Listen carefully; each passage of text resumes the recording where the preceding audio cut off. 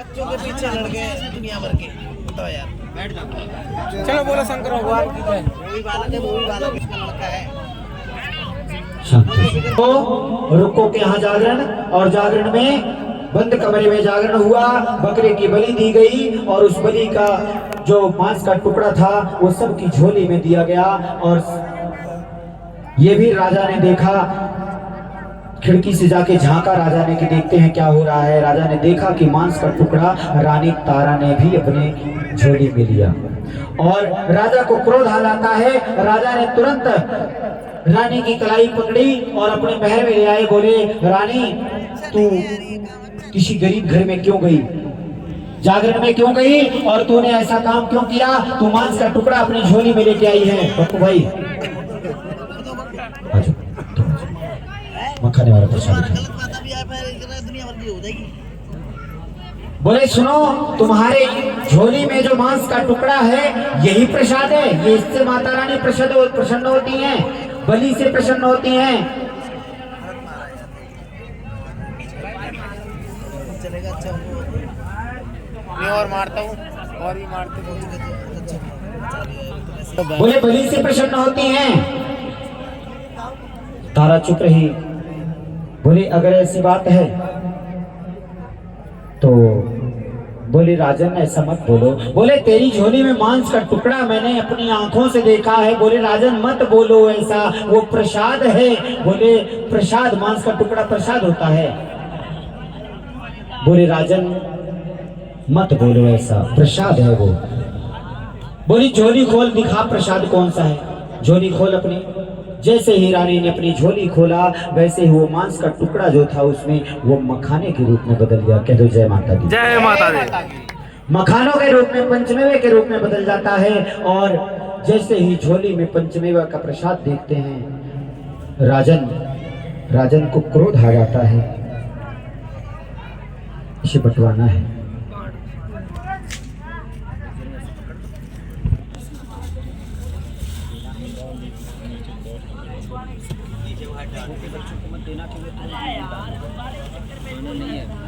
कोई भी ये प्रसाद जो जा रहा है वो कोई खाएगा नहीं, आरती के बाद ही खाएंगे। वो प्रसाद जो बलि का प्रसाद मिला था वो मखाने के रूप में बदल जाता है। भक्तों, अब मखाने के प्रसाद आपके बीच में भी जा रहा है। ये माता रानी के जागरण का दूसरा प्रसाद है। अब मखाना देखते ही राजा को क्रोध आ जाता। राजा कहते हैं, रानी तू जादू करनी है, तुझे जादू आता है, तूने तो सब कुछ पता नहीं क्या कर दिया है। रानी कहती है, राजन मत लो परीक्षा, मत बोलो ये सब चीजें। बोले, बलि से अगर माता प्रसन्न होती है तो ले, मैंने अपने घोड़े की बलि दे दी। तलवार उठाया, अपने घोड़े की गर्दन काट के गिरा दिए। बोले, अब बलि दे दिया, अब बुला माता रानी कहाँ है, बुला कहाँ है माता रानी। इस मूर्ति में, पत्थर की मूर्ति में क्या माता रानी है? पर कहते हैं ना कि प्रेम निर्गुण को भी गुणवान बना देता है, प्रेम दानव को भी इंसान बना देता है।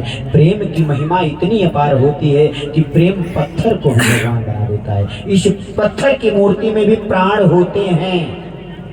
प्रतिष्ठा मंत्र जो पढ़ा जाता है वो प्रतिष्ठित करने के लिए ही उसमें प्राण जगाए जाते हैं। माता रानी का आवाहन करने के लिए, बुलाने के लिए राजा ने अपने घोड़े की बलि दी। बोले, बुला माता रानी कहाँ है। आज अगर इस पत्थर की मूर्ति से तेरी माता निकल जाती है तो मैं मान जाऊंगा कि माता होती है, माता होती है। अन्यथा ये ढकोसला है, ये जागरण, ये कीर्तन, ये भजन, ये क्या है, ये सब ड्रामा है। नहीं मानती रानी, चुप रह जाती है, शांत रहती है। राजा कहते हैं, बलि चाहिए तो ले, मैं बेटे की भी बलि देता हूँ। तलवार उठाया और बेटे की गर्दन काट के गिरा दिया। बोले, अब तो बुला माता को। और जैसे ही गर्दन पे तलवार चली वैसे ही रानी तारा की ममता जाग गई और वो उसकी ममता दहल गई। और दहलते हुए उसने अपनी ममता को चकार करके माँ से आवाहन किया कि हे माँ, अब ये तकलीफ नहीं सह पाऊंगी। आप भी माँ हैं, जगत की माँ है, संसार की माँ है। अगर संसार पे कोई विपत्ति पड़ती है तो तुम्हें तकलीफ होती है ना। तो मैं अपने पुत्र का बलिदान कैसे बर्दाश्त करूंगा। ये कह के आवाहन करती है और माँ भगवती उसी पत्थर की मूर्ति से प्रकट होती हैं, सीधा साक्षात प्रकट होती हैं। और प्रकट होने के बाद राजा के मुकुट पे ऐसे हाथ मारती हैं। राजा का मुकुट काफी दूर जाके गिरता है। राजा देखते ही एकदम से हदक जाते हैं, सोचने लगते हैं ये क्या हो गया, ये हो क्या गया। और तुरंत माता रानी के शरणागत हो जाते हैं। माता रानी कहती हैं कि हे राजन, मैं तुम्हें श्राप भी नहीं दे सकती, मैं आपको श्राप भी नहीं दे सकती, क्योंकि तुम मेरी पुत्री तारा के पति हो। मैं तुम्हें मृत्यु दंड भी नहीं दे सकती, लेकिन तुम्हें एक कर्म देती हूं, तुम्हें एक सजा जरूर देती हूं कि कलयुग में आज के बाद, कलयुग में पृथ्वी लोक पे आज के बाद जो भी जागरण होगा, बंद कमरे में जो भी जागरण होगा, मैं उसे स्वीकार नहीं करूंगी। और जिस जागरण में बलि दी जाएगी, जीव बलि दी जाएगी, मैं उस पूजा को स्वीकार नहीं करूंगी। अगर मुझे भेंट देनी ही है, बलि देनी ही है, तो मुझे नारियल की भेंट दे देना, मैं उसी से स्वीकार करूंगी, उसकी पूजा सफल बनाऊंगी, उसके लिए उद्धार करूंगी। बोल सच्ची दरबार की जय। इसीलिए जागरण में नारियल की भेंट चढ़ाई जाती है, इसीलिए नारियल की भेंट चढ़ाई जाती है। अब माता रानी ने कहा कि राजन, कलयुग में पृथ्वी लोक में जो भी जागरण होगा वो खुले मैदान में होगा, खुले मैदान में होगा, घर से बाहर होगा।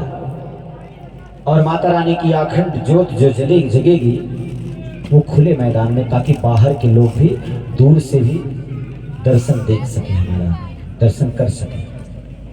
और नारियल की भेंट स्वीकार करूंगी।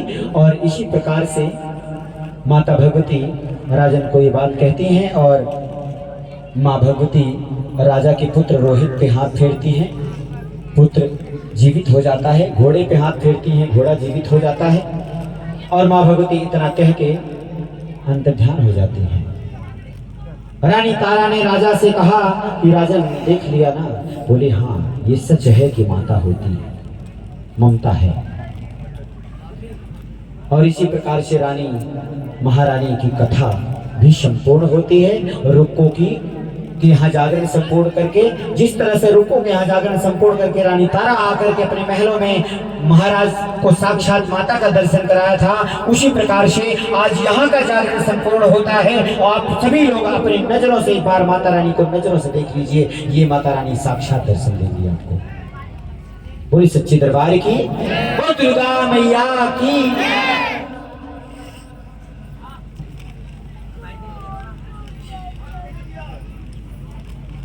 आए बाबूराम जी को जगा दीजिए। यहाँ से कोई बालक बोला था, हाँ किसी बच्चे ने, हाँ आपने बताया था, आप आए क्यों नहीं हमारे पास?